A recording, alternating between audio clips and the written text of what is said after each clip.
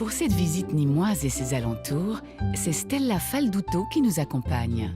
Architecte de formation, elle s'adonne depuis quelques années à une autre de ses passions, le dessin.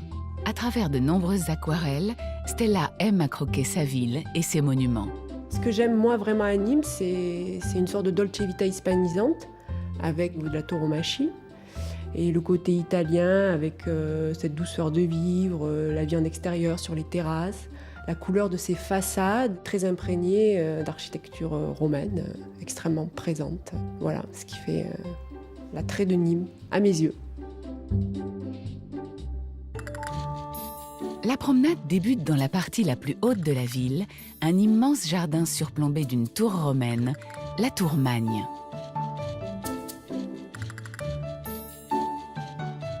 Pour l'accompagner, Stella sait qu'elle peut compter sur les connaissances de Michael Cousigou, le directeur des monuments romains de la ville. Bonjour Michael. Bonjour Stella. Alors pourquoi tu m'as donné rendez-vous ici, en haut des Jardins de la Fontaine, devant la tour Magne? Écoute, c'est un lieu qui est emblématique de Nîmes. C'est le lieu même le plus ancien qui est conservé à Nîmes. Et donc d'en haut de la tour Magne, on a une vue extraordinaire sur l'ensemble de la ville pour comprendre son urbanisme. Donc je te propose qu'on y rentre tout de suite et comme ça on va pouvoir découvrir cette ville ensemble. Plaisir. La tour Magne est le dernier vestige de l'antique enceinte qui protégeait Nîmes autrefois. Place forte militaire utilisée pendant la guerre de Cent Ans, cette tour offre à ses visiteurs une vue exceptionnelle sur Nîmes. Ah oui. Tu vois, un beau panorama. On a une vision vraiment à 180 degrés.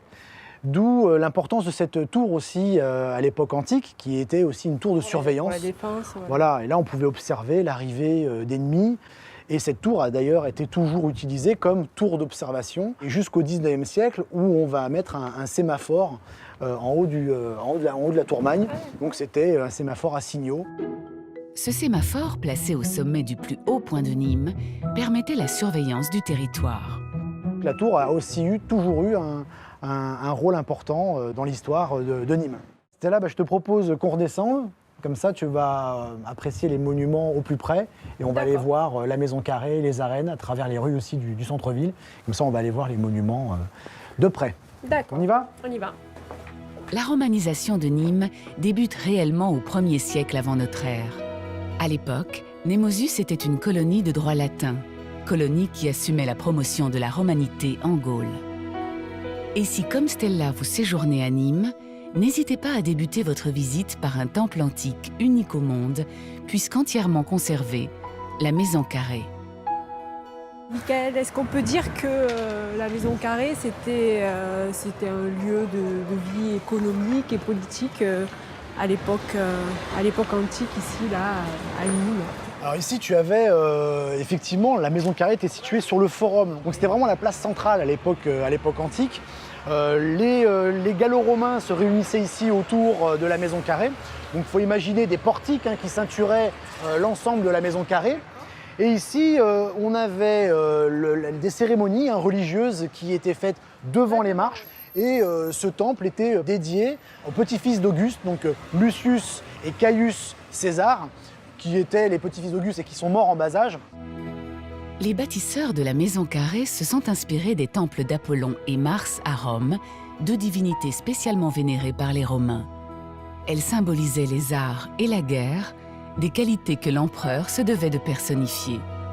On va avoir ces cérémonies qui vont avoir lieu à l'extérieur de la Maison Carrée. Donc on avait un autel ici au pied des marches. Donc il faut imaginer les prêtres du culte impérial qui étaient réunis autour de cet autel. On avait les aruspices, donc ces fameux prêtres qui allaient d'ailleurs interroger les augures. Il y a beaucoup de superstitions dans la religion romaine. Donc on va faire des sacrifices d'animaux ici, on va regarder les entrailles des animaux. Donc tout ça devant le public. Pour accéder à l'intérieur de la Maison Carrée, 15 marches. Les Romains commençaient toujours l'ascension en débutant par le pied droit pour terminer avec ce même pied. Le pied gauche était déjà à l'époque synonyme de mauvais présage. Pour ceux qui, parmi vous, aimeraient pénétrer dans ce monument, l'intérieur est aujourd'hui une salle de projection. Alors moi, ce qui m'interpelle, c'est la qualité de conservation de ce monument. Comment tu expliques ça? En fait, c'est tout simple. La Maison Carrée n'a jamais cessé d'être occupée depuis la fin de l'Empire romain. C'est un monument qui a eu différentes destinations. Donc il a été utilisé comme maison consulaire au départ, donc, où se réunissaient les notables de la ville. Ça a été une écurie, ça a été une maison d'habitation, ça a même été une chapelle au Moyen-Âge. Au XIXe siècle, ça a même été la première préfecture du Gard. Donc c'est son utilisation au cours des siècles. Qui explique sa bonne conservation. Exactement. Un monument, pour qu'il soit conservé, il faut qu'il soit toujours utilisé. Mais le monument le plus emblématique de Nîmes est sans conteste les arènes. Troisième plus grandes arènes romaines au monde, derrière le Colisée de Rome et l'amphithéâtre de Capoue, elles pouvaient contenir 25 000 personnes, toutes venues assister au spectacle phare de l'époque, les combats de gladiateurs. Il faut bien imaginer ce qu'étaient les combats de gladiateurs pour les Romains. Et il faut comparer ça, on peut comparer ça un peu au football pour les Brésiliens. C'était vrai. Voilà, il y avait une énorme ferveur autour des combats de gladiateurs. Il y avait des paris, on avait des équipes de supporters qui allaient supporter tel ou tel gladiateur, telle ou telle école de gladiateurs. On allait avoir des véritables stars de l'époque, les Zidane de l'époque, pour lesquels on allait devoir payer plusieurs millions de sesterces. Et donc on avait une vraie ferveur autour de ces jeux, ce qui explique pourquoi on construisait ce type de monument pour ces spectacles qui étaient vraiment très importants pour les Romains. Contrairement à une idée répandue, les gladiateurs n'étaient pas que des esclaves en quête de liberté. Une grande majorité d'entre eux étaient des combattants professionnels libres, particulièrement chouchoutés. Si les mises à mort de fin de combat étaient réelles au début de leur histoire, elles furent peu à peu abandonnées, les gladiateurs devenant ainsi les lointains ancêtres de nos boxeurs ou de nos judokas. Si vous êtes en quête de sensations fortes, n'hésitez pas à grimper tout en haut des arènes. Là, vous jouirez d'un panorama exceptionnel. Un panorama dont les Romains profitaient, à condition de respecter leur rang social. Dans les arènes de Nîmes, on ne s'asseyait pas n'importe où. Alors tu vois, Stella, là on est dans les gradins. Donc là on est sur la partie antique des gradins. Tu veux dire qu'ils sont d'époque, ceux-là? Alors ceux-là, ils sont vraiment d'époque, ils ont 2000 ans. On est vraiment à l'endroit où on installait plutôt les classes sociales défavorisées, donc les prostituées, les esclaves, et même aussi les femmes, que parfois on séparait des hommes dans les combats. Les femmes les femmes n'étaient pas forcément avec les hommes. C'était pas l'égal de l'homme. Non, exactement. Bon. Plus on descendait dans les arènes, plus on montait dans l'échelle sociale. Tu vois, donc là, on s'assoit vraiment là où nos ancêtres s'asseyaient il y a 2000 ans. Et là, on a une vue parfaite sur le spectacle. On a une vue d'ensemble sur l'ensemble du spectacle. Aujourd'hui, les arènes se visitent toute l'année. Les spectacles autorisés sont des concerts ou les traditionnelles corridas qui se déroulent au cours des légendaires férias.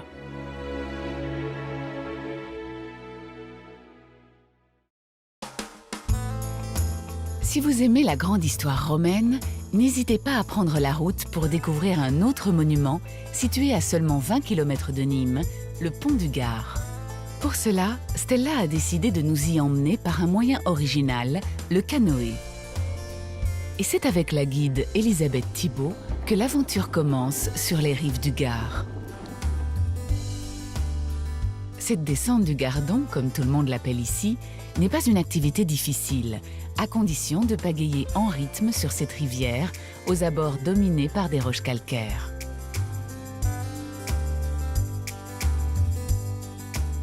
En fait, le Gardon, il fait à peu près 130 km et il prend ses sources dans les Cévennes, autour du massif du Montégoal. Ah oui. Et il a creusé ses gorges dans ce calcaire-là que tu vois, ces falaises, c'est du calcaire urgonien. En fait, cette roche, elle s'est formée en plein secondaire, il y a 115 millions d'années à peu près. Ouais. Et petit à petit, donc, il a réussi à faire son lit. Et du coup, quand on s'éloigne un petit peu de la rivière, on peut tomber sur des avennes, trouver des grottes. C'est tout un réseau comme ça qui a été creusé dans cette pierre. Après avoir pagayé pendant près de 2 heures, le spectacle est à la hauteur de l'effort fourni. Stella et Elisabeth arrivent près du pont du Gard. Conçu pour amener l'eau de la région vers Nîmes, cet ouvrage d'art fut construit par les Romains au milieu du 1er siècle après Jésus-Christ. Après avoir été partiellement endommagé par l'influence humaine et les intempéries, le pont du Gard est aujourd'hui inscrit au patrimoine mondial de l'humanité. L'ouvrage est protégé comme ses abords, où il est d'ailleurs interdit de débarquer en canoë. Ce qu'on va faire, c'est qu'on va aller un peu plus loin et ensuite on reviendra voir le pont en passant par la rive droite, d'accord? Bon, d'accord. L'aqueduc drainait les principales sources de la région, permettant aux Nîmois d'avoir l'eau courante pour leurs besoins domestiques et leur agriculture. Mais il leur permettait aussi d'arroser leurs jardins et leurs fontaines. Ce fleuve capricieux, aux crues fréquentes et dangereuses, a toujours drainé de nombreux arbres ou rochers. Quand vous aussi, vous vous trouverez à ses pieds, vous serez mieux à même d'imaginer la qualité de l'ingénierie romaine.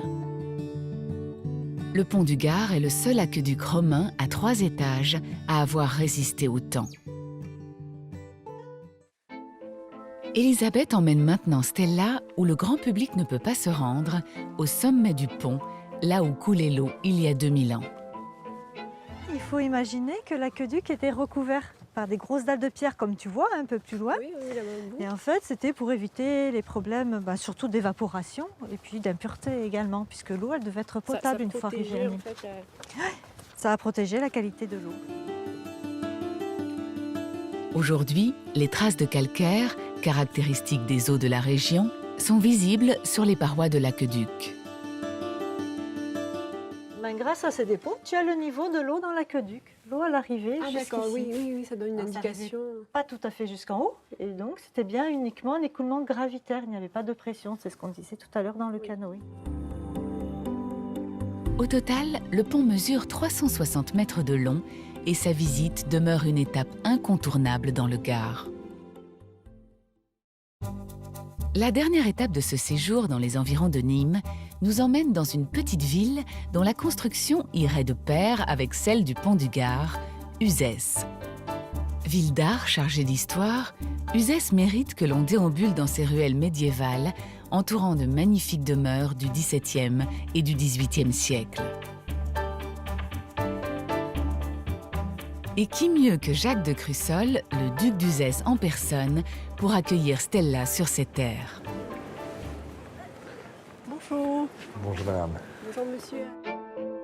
Le duché d'Uzès est le plus ancien duché de France.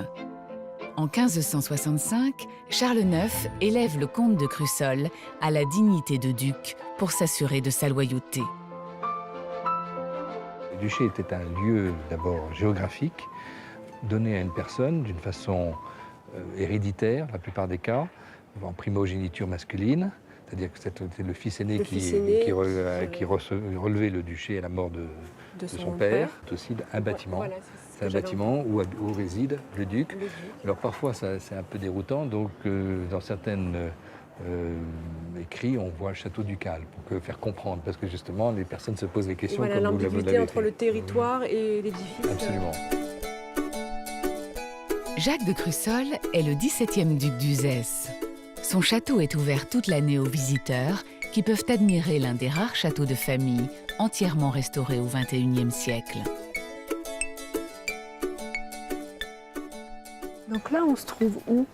On se trouve dans la cour d'honneur du duché, ancienne forteresse moyenâgeuse, transformée au cours des siècles en résidence seigneuriale. Vous avez ici un résumé de l'histoire de France, qui va de la Renaissance, le Moyen-Âge, le XVIIe et le XXIe siècle dans les garages avec la technologie moderne.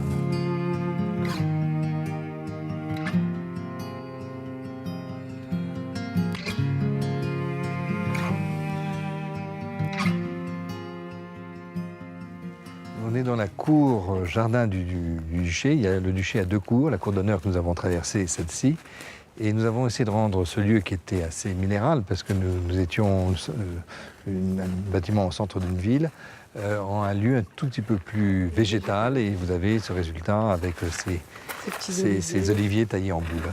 On a voulu que cette maison, qui est une maison de famille, habitée depuis 10 siècles par ma famille, soit aussi un lieu d'habitation ouvert au public et un lieu où la famille vient avec plaisir. Vous avez aussi ces pots d'anduze, ces cyprès qui rendent cet endroit un petit peu plus agréable.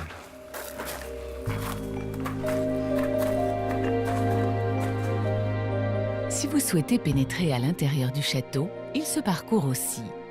Meubles et objets enrichissent ainsi la qualité de cette visite, où sont racontées les grandes heures de la famille ducale.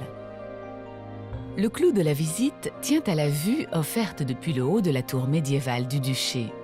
Quelques centaines de marches plus tard, Jacques et Stella peuvent admirer un splendide panorama sur la ville et sa région, Luzerche. Ce qui est étonnant, c'est cette proximité entre la campagne et la ville. Vous voyez, il n'y a pas de banlieue, c'est directement de la campagne à la ville, ce qui est excessivement rare pour une ville de cette taille. Et d'ailleurs, tout cet ensemble est aujourd'hui protégé dans le cadre de la loi Malraux. Cette loi, évoquée par Jacques de Crussol, date des années 60 et concerne la préservation du patrimoine. Sans elle, mais aussi grâce à la volonté de Marie-Louise, la grand-mère du duc, Uzès serait très différente aujourd'hui. Ainsi, des quartiers entiers d'Uzès furent classés secteurs sauvegardés et échappèrent à la construction galopante et anarchique des années 70.